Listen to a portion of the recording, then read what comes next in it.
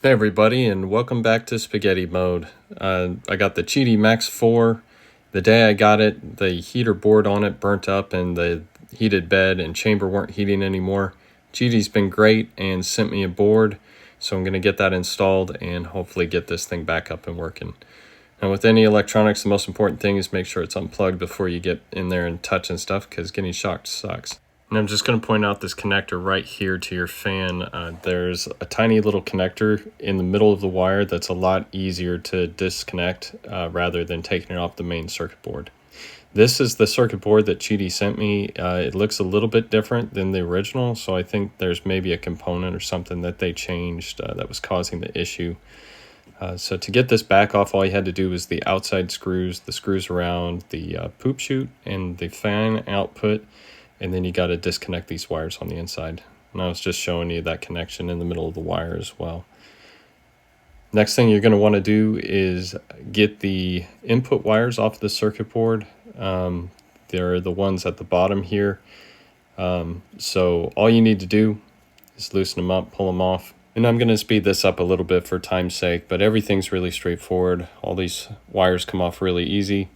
There's a screw in each corner of the circuit board and one in the middle. And once you get those out, the circuit board comes right out and you can get the new one popped back in. All right, and that's the last of the screws. So next thing is to get the new board in, get it screwed in place and connect the wires to it. It's always a good idea to take a picture of the board or whatever you're taking apart beforehand. If you have a memory like mine, helps a lot to know where the wires go back to. That way you make sure you get everything correct.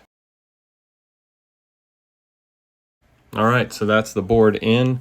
Next thing is just to get this panel put back on. Now I did forget this one little shield that went over the circuit board. I just got to get that put back in. Got the wires connected to the back panel for your filament box and the fan. And then we just get these screws put back in here and we should be good to go. And we're just finishing up the last few screws here. I would say if I could do this again, I would note where each of these screws go, because there's about 4 different types. We're going to get this booted back up. Starts normally, call for heat, and everything seemed to be working fine. So the next thing to do was just run a quick diagnostic test and make sure everything was working. And with everything in working order, the next thing was just to get a benchy started. I got the settings dialed in a little bit better, and I was really happy with the quality of this one. The machine just flies, and when I brought the benchy off of the build plate, everything looked really good. I'm not a pro printer, but I was pretty happy with this. Qidi was great to work with, and it seems like everything's back to working order, so I'll have some more videos coming out soon. Thanks for watching Spaghetti Mode.